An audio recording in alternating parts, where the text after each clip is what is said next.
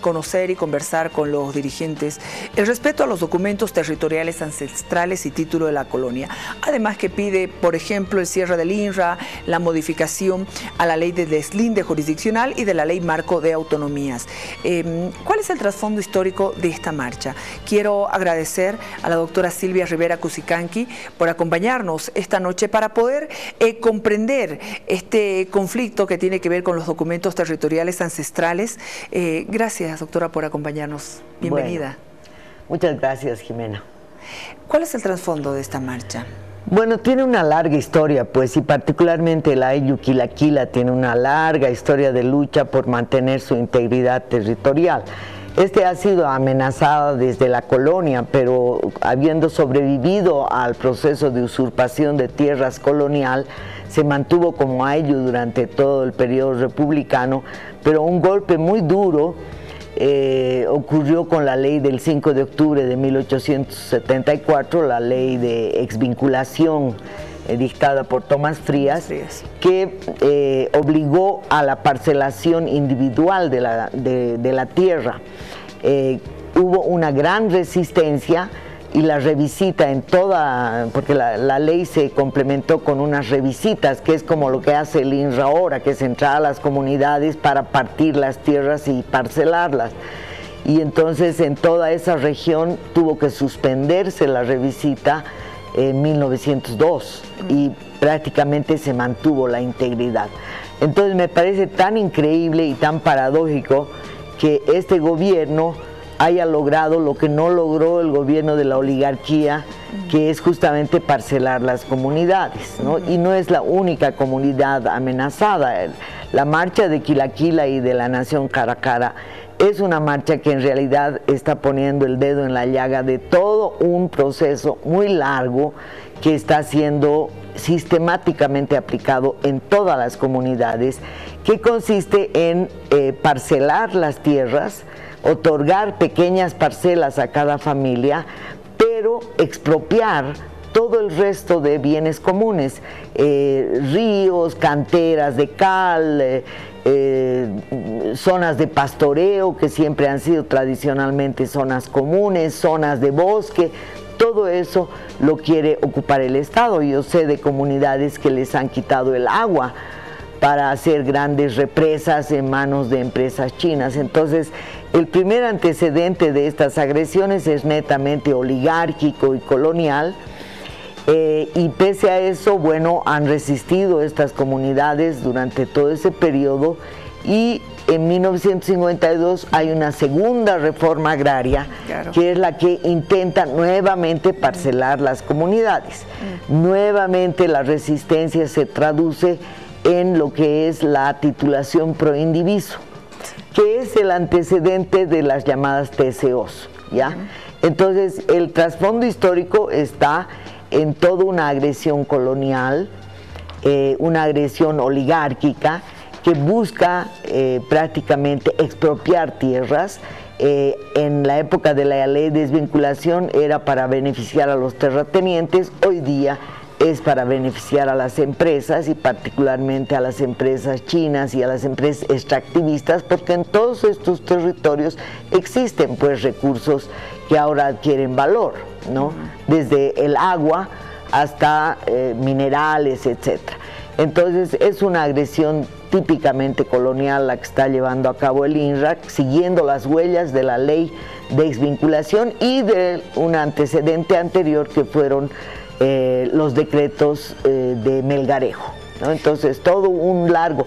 Ahora, frente a eso ha habido una larguísima lucha, y que se han formado desembocó en la rebelión general de 1899, durante la guerra civil que hubo entre conservadores y liberales, que terminó con el ascenso de los liberales, quienes siguieron, pese a las promesas que hicieron a Zárate Vilca y a todos los líderes, siguieron con esa intención de destruir las comunidades y parcelar la tierra.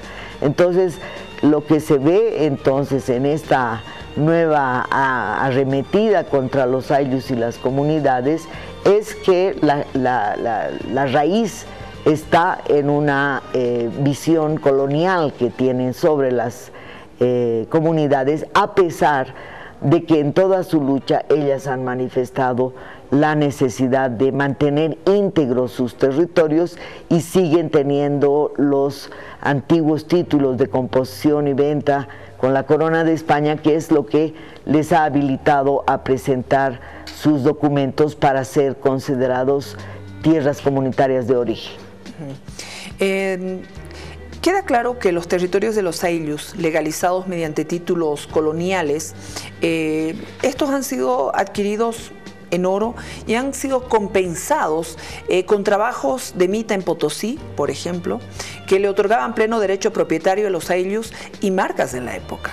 Sí, efectivamente esas comunidades tuvieron la habilidad de rastrear la genealogía de sus dirigentes en los caciques coloniales que habían adquirido esas tierras en las revisitas de composición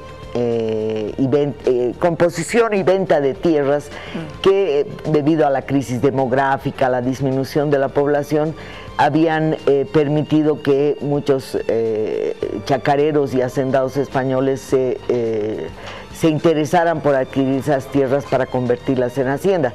Pero los comunarios también tenían sus propios dirigentes letrados, conocedores de las leyes, como hoy también lo son, que han estado permanentemente en el archivo de Sucre recabando estos documentos, y entonces han logrado defender sus tierras de tal modo que en la ley del 23 de noviembre de 1893 lograron que se reconozcan los títulos coloniales de propiedad de la tierra, y hasta ahora siguen siendo esos la base de sus jurisdicciones, porque ahí estaba, en esos títulos se detallaban los mojones de los ayllus y de las marcas, ¿no? Todo eso nuevamente intentó ser revertido por la reforma agraria, que quería unas economías parcelarias, quería fomentar el mercado de tierras. Ha sido pues muy larga la lucha. Sí. Como digo, la figura de la titulación pro indiviso es lo que permitió que en la reforma agraria terminen consolidando esas tierras.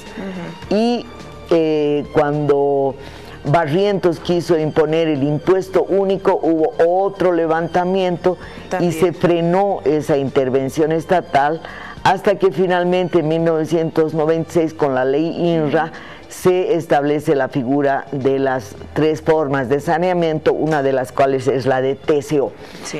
Claramente la marca Quilaquila y el ayllu Quilaquila y el gran pueblo Jaracara tienen todos los documentos legales y están amparados no solo por la ley INRA, sino por la Constitución Política del Estado, que reconoce la tierra comunitaria como una forma legítima y legal de tenencia de la tierra.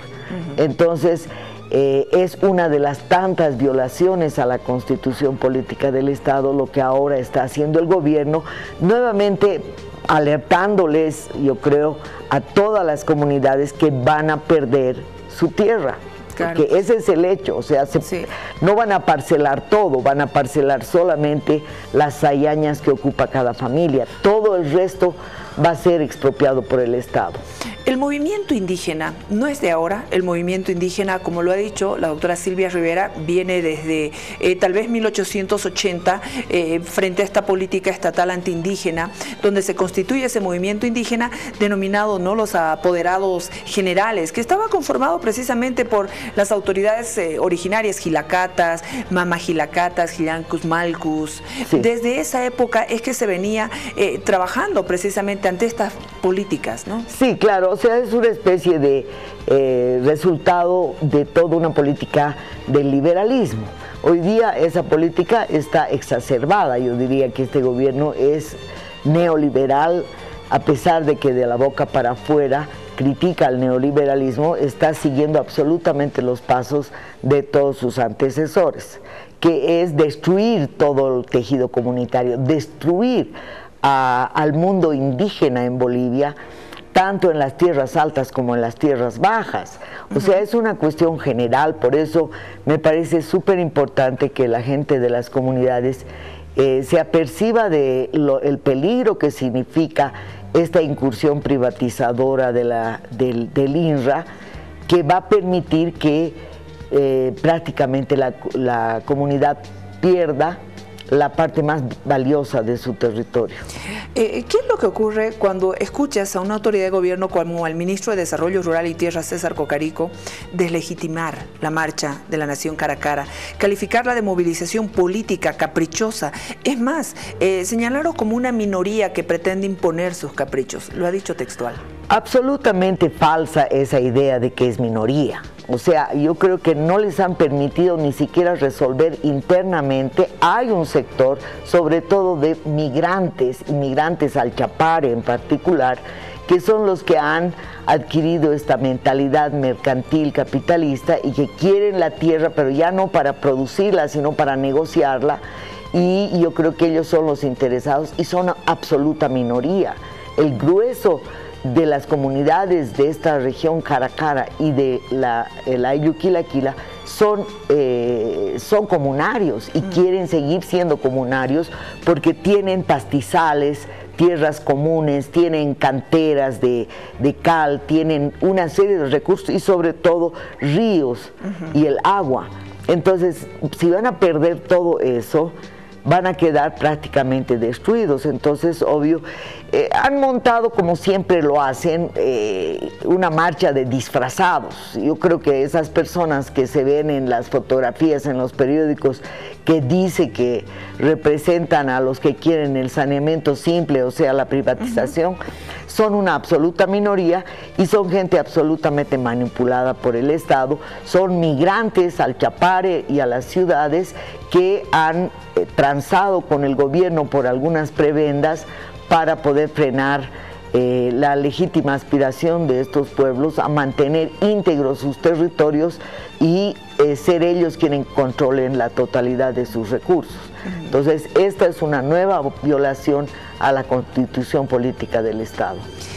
Bueno, la marcha de la Nación cara a cara, que arribará a La Paz después del carnaval, ellos se encuentran en Caracollo, tiene como propósito dar a conocer las vulneraciones que sufren como pueblos indígenas y hoy se encuentran en territorio orureño. Sin embargo, está la amenaza permanente de que el INRA estaría ingresando a sus tierras mientras ellos están movilizados ahora. Yo creo que ellos están preparados para resistir esa agresión, ¿no? Ahora, eso puede costar mucho dolor, mucha sangre, como de costumbre el gobierno va a montar una campaña propagandística para deslegitimarlos, pero yo creo que tienen la fuerza de la memoria colectiva, tienen la fuerza de la legitimidad que les da el reconocimiento constitucional de sus territorios. Y por último, si quieren definir qué tipo de saneamiento les conviene, tienen que dejarlos en paz, que deliberen entre las dos partes en conflicto y no que una parte se apoye en la fuerza militar y estatal y policial para ingresar a la fuerza a esas comunidades. Espero que no pase a hechos de sangre, pero me temo que el gobierno está dispuesto a todo con tal de seguir con este programa neoliberal de privatizar las comunidades y arrebatarles sus recursos más valiosos. Muchas gracias, Silvia Rivera Cusicanqui, por habernos honrado con su presencia. Bueno, gracias, Jimena. Igualmente. Muchísimas gracias. Vamos, por favor, con los detalles. ¿En qué está? Los indígenas de cara a cara exigen respeto a sus tierras ancestrales. Por favor, vamos a la nota.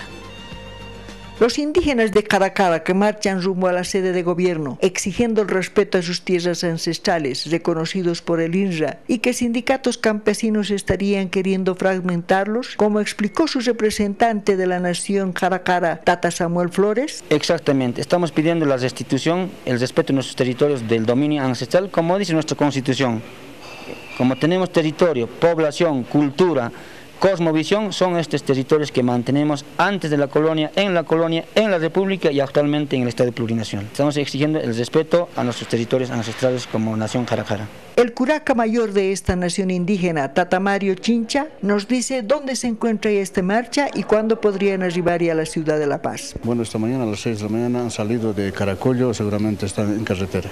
Bueno, tenemos estrategias como originarios, seguramente los días están contados y van a llegar en cualquier momento o cualquier día, pero la medida es de carácter de cumplimiento de los pueblos indígenas originarios. Esto se cumple con una marcha y se tiene que defender la condición política del Estado.